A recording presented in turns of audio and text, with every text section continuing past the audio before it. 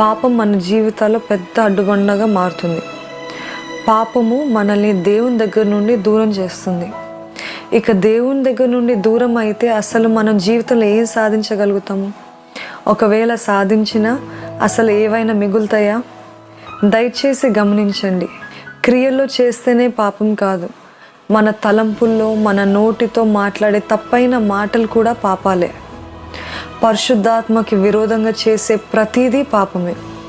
రహస్యంగా పాపాలు చేస్తూ బయట భక్తిగా ఉన్నంత మాత్రాన మనము ఆశీర్వాదాలు సంపాదించుకోలేము.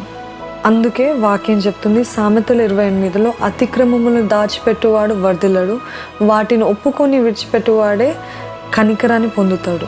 మీ జీవితంలో మీరు చేస్తున్న పాపం ఏంటో మీకు దేవునికి తప్ప ఎవరికి తెలియకపోవచ్చేమో. అయితే పరిశుద్ధాత్మ శక్తిని కోరి ఆ పాపాన్ని ఒప్పుకొని విడిచిపెట్టండి, అప్పుడు వర్ధిల్లుతారు.